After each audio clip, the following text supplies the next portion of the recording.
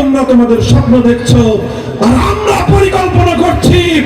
আমরা দেশের মানুষকে স্বপ্ন দেখাচ্ছি ইনশাআল্লাহ।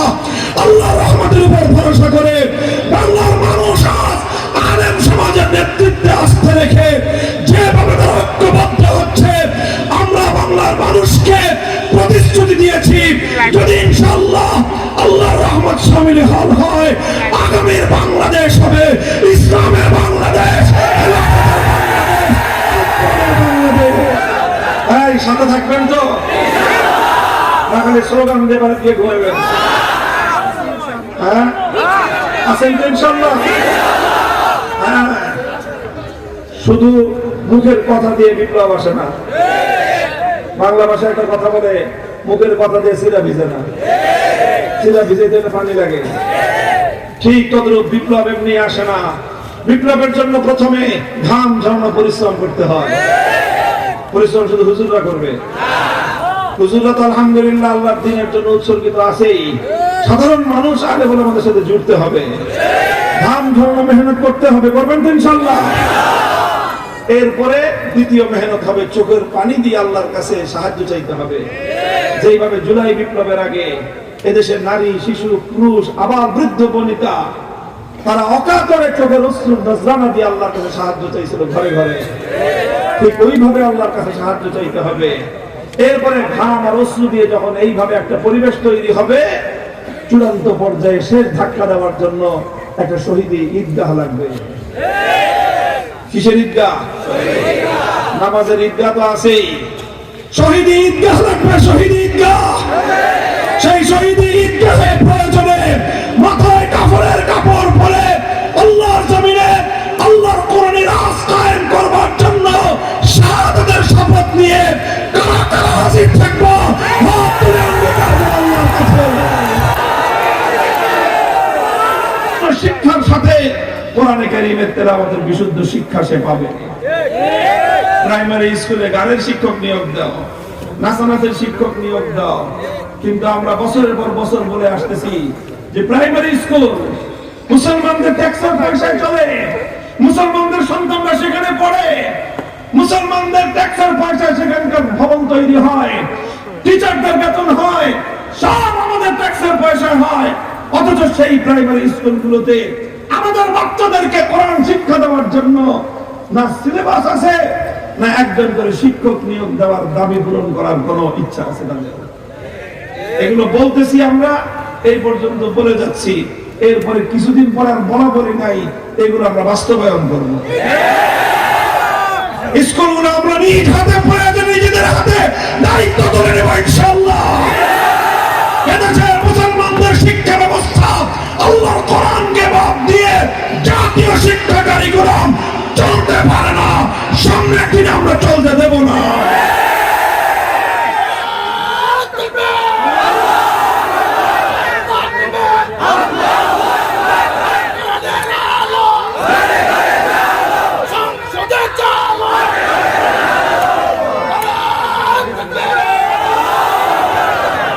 কাজেই তিলাওয়াতে কিতাবুল্লাহ উলামায়ে কেরাম নিজেদের দায়িত্ব করছেন, আলেম সমাজ আমরা নিজেরটা খেয়ে নিজেরটা পড়ে আমাদের ভক্ত অনুরক্তদের সহযোগিতায় রাষ্ট্রের কোন ধরনের পার্টিসিপেশন ছাড়া, উইদাউট এনি পার্টিসিপেশন, তোমাদের কোন ধরনের অংশগ্রহণ ছাড়া কোটি কোটি মুসলমানের সন্তানদেরকে আমরা শিক্ষিত করতেছি, শিক্ষা দিচ্ছি, অন্যান্য শিক্ষা দিচ্ছি।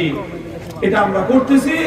আমাদের পরবর্তী স্টেপ হলো আমরা তো আমাদেরটা করবো ইনশাআল্লাহ। জাতীয় শিক্ষা কারিকুলাম প্রাথমিক প্রাইমারি স্কুলগুলো কোরআনী শিক্ষা থেকে শূন্য থাকতে দেওয়া হবে না। আমরা আগ্রহ বাড়তেছি ইনশাআল্লাহ, আমরা সেই প্রস্তুতি নিচ্ছি। আমরা আমাদের এই জাতিকে যারা এই আগ্রাসন যারা চালাতে চায়, কালচারাল আগ্রাসন, সাংস্কৃতিক আগ্রাসন, আমাদের সন্তানদের এই জাতির মগজ ধোলাই করতে চায়, এই বিজাতীয় আগ্রাসন থেকে, আধিপত্যবাদী শক্তির আগ্রাসন থেকে এই জাতির আগামী প্রজন্মকে রক্ষা করতে হলে তাদেরকে শুরু থেকেই তাদের মন মস্তিষ্কের মধ্যে আগ্রাসন বিরোধী প্রোটেকশন কোরআনের শিক্ষা দিয়ে দিতেন। কোরআনের শিক্ষাকে আমি কি বললাম? আগ্রাসন বিরোধী প্রোটেকশন। তুমি যতই আগ্রাসন চালাও, কোরআনের যদি শিক্ষা থাকে সেটা তোমার সমস্ত আগ্রাসন থেকে আমাদের সন্তানদেরকে প্রোটেক্ট করবে ইনশাআল্লাহ। ভাই, আমি বারবার অন্য সাবজেক্টে যাই, আবার ফিরে ফিরে আমার এই জায়গায় নিয়ে আসে আমার আবেগ, আমার ভালোবাসা কোরআনের প্রতি এবং উম্মতের প্রতি আমাদের যে দায়িত্ববোধ সেটা আমাকে বারবার এখানে নিয়ে আসতেছে কথাটা। আমি আপনাদেরকে বলি, প্রত্যেকে যার যার জায়গা থেকে, আপনি হতে পারেন স্কুলের টিচার, আপনি হতে পারেন কলেজের শিক্ষক, আপনি হতে পারেন কলেজের বা স্কুলের গভর্নিং বডির সদস্য, একজন পরিচালনা পরিষদ সদস্য হতে পারেন। আপনারা আপনাদের জায়গা থেকে উদ্যোগগুলি গ্রহণ করেন, আপনারা আপনাদের জায়গা থেকে উদ্যোগগুলো গ্রহণ করেন, আর আমাদের হাতকে শক্তিশালী করেন। আপনারা মনে রাখবেন, এই জাতিকে রক্ষা করার জন্য আমাদের হাতকে শক্তিশালী করা ছাড়া বিকল্প কোনো রাস্তা নাই। প্রমাণ হয়ে গেছে, বাকি সকলকে আগ্রাসী শক্তি, আধিপত্যবাদী শক্তি সবাইকে কিনতে পারে, আলেম সমাজ বিক্রি হয় নাই, বিক্রি হয় না কোনোদিন।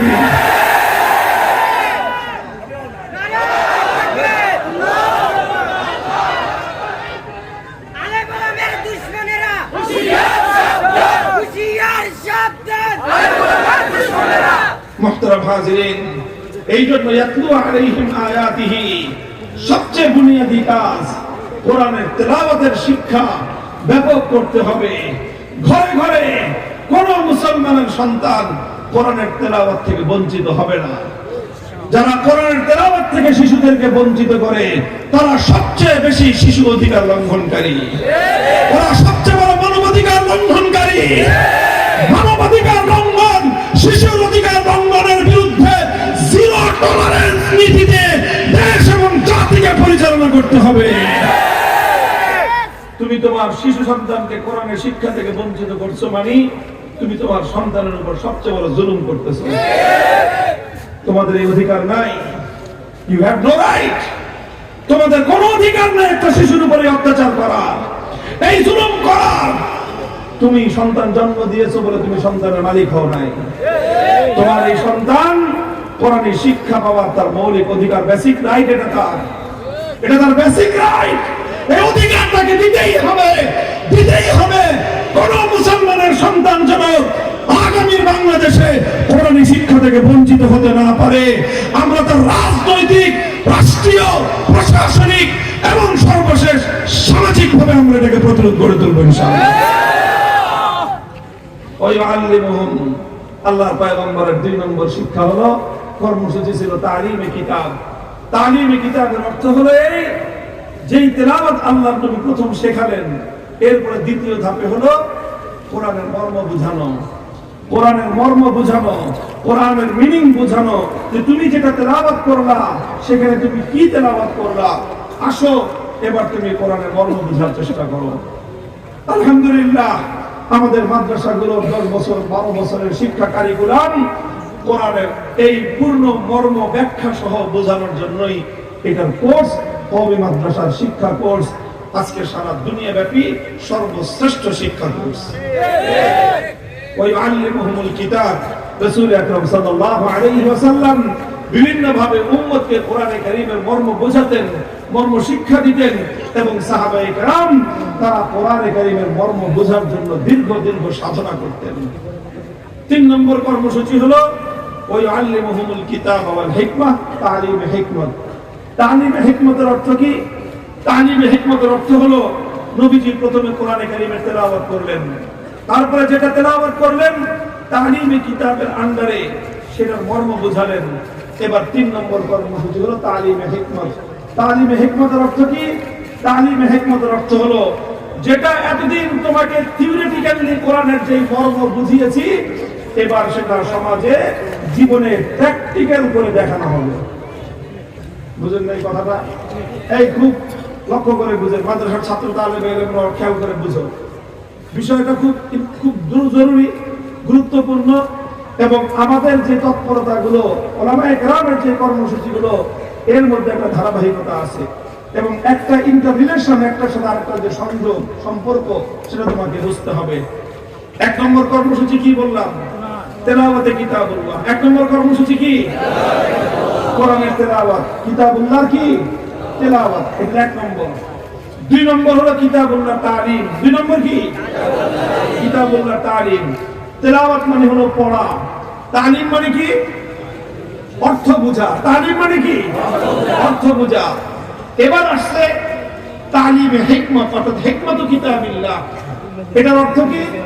এটার অর্থ হলো যেটা কোরআনের যেই আয়াতের অর্থ তুমি ব্যাখ্যা দিয়ে বুঝলা, শব্দ দিয়ে বুঝলা, এবার সেটা প্র্যাকটিক্যাল বাস্তবায়ন করো। কি করো? প্র্যাকটিক্যাল বাস্তবায়ন করো।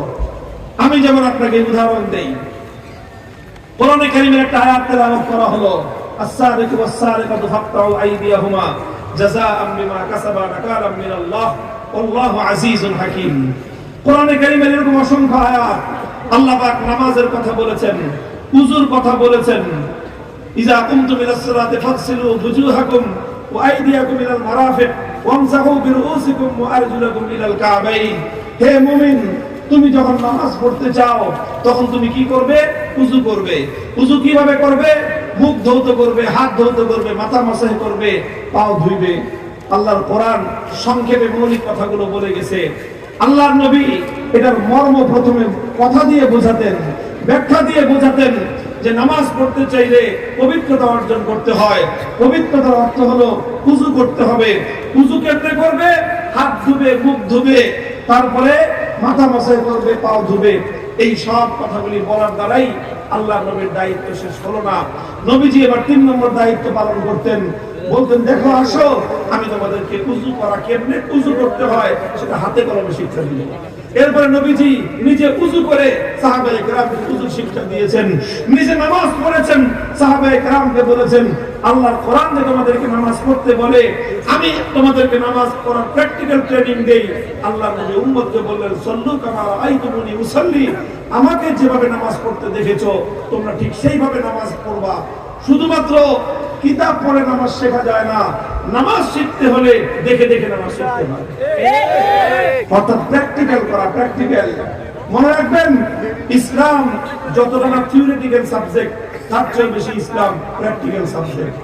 শুধু থিওরি করে ইসলাম বোঝা যায় না, প্র্যাকটিক্যাল শিখতে হয়। কাদের কাছ থেকে শিখতে হয়? উলামায়ে কেরামের কাছ থেকে ইসলামের প্র্যাকটিক্যাল শিখতে হয়। এই প্র্যাকটিক্যাল শিক্ষাটাকেই বলা হয় তালিমে হিকমত। কোরআনের আয়াত নাযিল হলো, কোরআনের আয়াত নাযিল হলো যে হাত কেটে দাও চোর চুরি করে ধরা পড়লে। তেলাওয়াত হলো আস-সারিকু ওয়াস-সারিকাতু ফাকতাউ আইদিয়াহুমা। কোরআনের আয়াত তেলাওয়াত করলেন আল্লাহর নবী। 1 নম্বর দায়িত্ব শেষ হলো। তারপরে হাত কখন কাটতে হবে, কতটুকু সম্পদ চুরি করলে হাত কাটা যাবে, কে চুরি করলে হাত কাটা যাবে, কোন পরিস্থিতিতে চুরি করলে হাত কাটা যাবে, এর অনেক লম্বা ব্যাখ্যা আছে। শুধু একজন চুরি করছে, মসজিদের জুতো চুরি করছে, মসজিদের হাতে পিঠা মেরে ফেললেন। হ্যাঁ, একজনের পকেটে হাত দিয়ে আপনার 10 টাকা চুরি করছে, 100 টাকা চুরি করছে, বাস করে পিঠা মেরে ফেললেন। আপনারা রাস্তাঘাটের চেষ্টা চোরদেরকে যেই পরিমাণ শায়েস্তা করেন,